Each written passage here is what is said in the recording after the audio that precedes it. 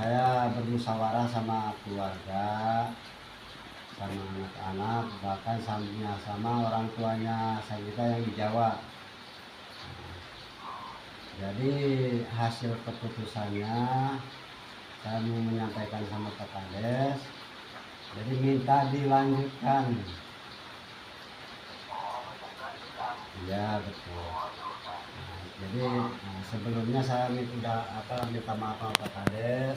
Saya menghargai usaha Pak Kades, supaya Pak Kades saat ini, dan saya minta tolong, saya minta didampingi di dalam urusan jalur nanti laporan ke sana, dan fasilitasnya dari Pak Kades. Ini maaf aja, saya bukannya nggak sopan Pak Kades ya, saya nggak ke situ. Nah, gitu. Jadi mau kita lanjutkan.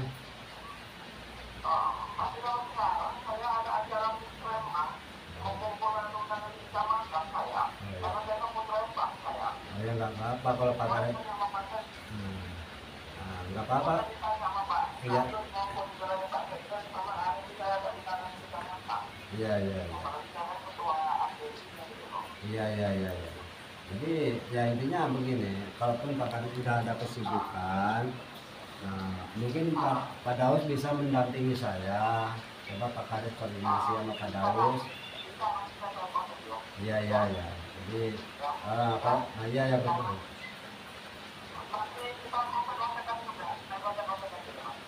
Oke, siap, siap Pak Kades. Iya, iya, ya. Oh ya nggak masalah Pak Kades. Yang penting saya izinnya dari Pak Kades, saya meneruskan permasalahan ini, melanjutkan gitu. Ya. Ya.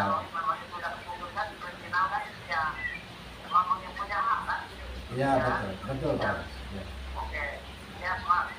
Ya, Assalamualaikum. Bagus. Inilah anak yang dari Bandar Agung, korban pemerkosaan di Lampung Timur. Coba Dek ceritakan kejadiannya dari awal, cerita yang sebenar-benarnya.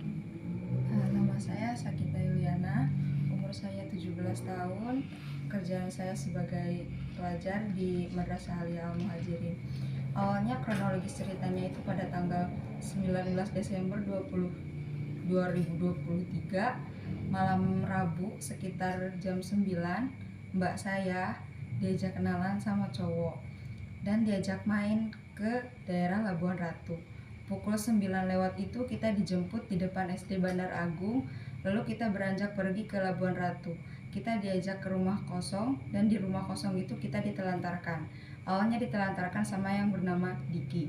Diki beranjak pergi untuk menjemput temannya yang namanya Aldi.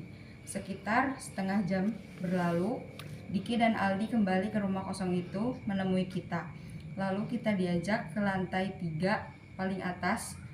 Kita di sana awalnya mengobrol-ngobrol, makan-makan sambil main HP. Gak lama kemudian Aldi mengajak saya turun ke lantai 2. Di situ saya bingung. Terus saya tuh diajak ke kamar sama Aldi. Mau ngapain, kata saya gitu. Terus kata Aldi, kamu mau nggak? Mau apa lo, kata saya gitu. Enggak lah, ngapain, kata saya gitu kan. Terus dia ini buka baju saya, ngangkat baju saya, terus resleting celana saya itu dibuka. Saya mau teriak, malah mulut saya dibungkam. Saya berontak, saya nggak mau, tapi Aldi tetap maksa. Karena saya takut, saya di situ pasrah. Di situ saya dilecehkan sama Aldi. Udah selesai gitu, saya diajak lagi naik ke atas.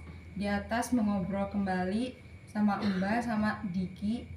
Selang setengah jam lagi, saya sama Aldi diajak lagi ke bawah. Di depan kamar lantai 2, saya duduk, awalnya mengobrol, tapi Aldi menyuruh saya tidur. Tapi saya berontak, saya takut, saya mau teriak. Aldi bungkam lagi mulut saya. Saya di situ diperkosa sama Aldi. Udah gitu, udah selesai, saya diajak lagi ke atas sama Aldi, lanjut ngobrol.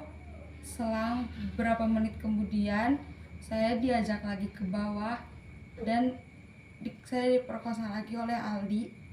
Udah selesai juga, saya diajak lagi ke atas sama Aldi. udah sekitar pukul 1:30 saya minta pulang sama mbak saya. Kata si Diki nanti nungguin jam 3 katanya. Udah jam 2, sekitar jam 2 pagi kita turun ke bawah, kita ngambil motor, dorong motor di tengah sawah, itu jalan sawah. Udah sampai di jalan itu sekitar jam 2:30 kita nganterin Aldi ke rumahnya. Kita itu satu motor berempat, udah nganterin Aldi ke rumahnya, saya sama mbak saya tuh malah diajak keliling-keliling. Gak tahu kenapa, gak tahu gimana juga.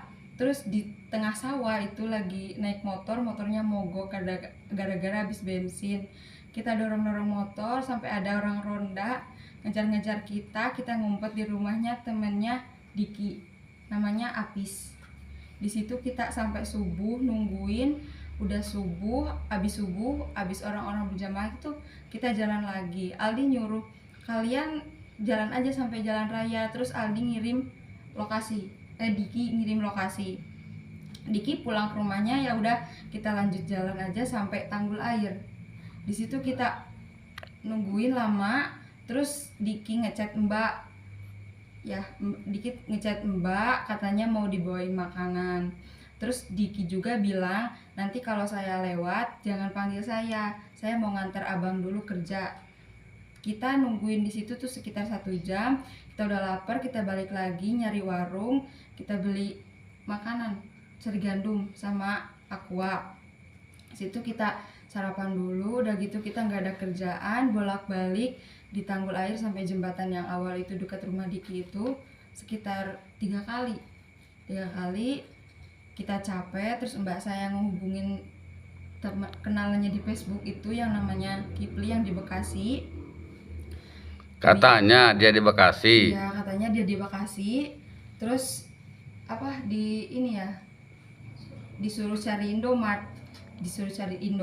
Terus Kipli ngirimin duit buat makan, nyuruh makan dia. Berapa yang dikirim untuk makan? 300.000 ya. 300.000. Udah gitu kita jalan ke Indomart. Kita di situ ada BRI link ya, Briling. Kita narik duit di situ. Terus kita beli makan di warung nasi uduk. Udah gitu nelpon lagi Kipli, suruh ini apa, temennya jemput, minta pulang. Udah gitu itu sekitar jam 8:30 kita nunggu di situ sampai duhur. Duhur itu kita dijemput sama Didi sama Angga. Kirain saya mau diantar pulang, ternyata malah dibawa ke hotel PP. Itu kita di sana sekitar jam 1. Saya sama mbak saya awalnya satu kamar. Kirain saya tuh mau satu kamar, tapi Mas Didi malah pesan kamar lain. Jadi mbak saya sama Mas Didi, saya sama Angga. Saya sama Angga tuh dicekokin obat itu warna kuning, nggak tahu obat apa. Itu 2 pil, saya dicekokin itu, saya nggak ingat. Itu bangun-bangun saya udah posisi telanjang.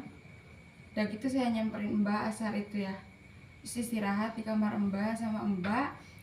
Abis maghrib ada Wayan Ari sama Komang itu manggil mbak, katanya kenapa kamu di sini.